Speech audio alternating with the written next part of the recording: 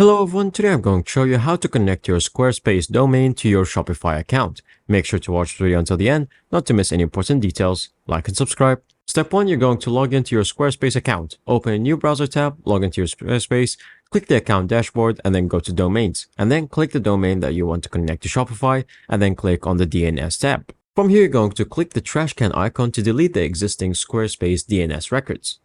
Then, step 2, add a record. From the DNS settings of your Squarespace domain, click the Add Record right here. Then you're going to enter the following A record to your DNS settings. You're going to add the host, the type A, priority is going to be empty, and then the data, which is going to be this number right here, and then click on Save. Once you do that, you're going to go to step 3.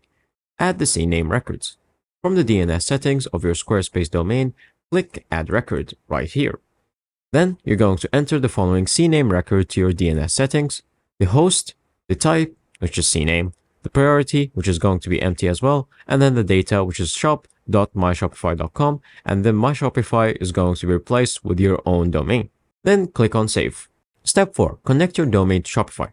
From your Shopify admin, go to Settings and then go to the Domain section. Click the Connecting Existing Domain, and then type the name of the domain that you want to connect, and then click on Next. And finally, step 5, additional verification for your Shopify domain. This might not seem mandatory, but is very important. As an additional security measure, your domain might require extra verification. This extra verification requires you to create a TXT record on the domain. So here are the steps. In your Squarespace.com account, click the account dashboard and then domains. Click the domain that you're connecting to Shopify and then click on the DNS. Click Add Record.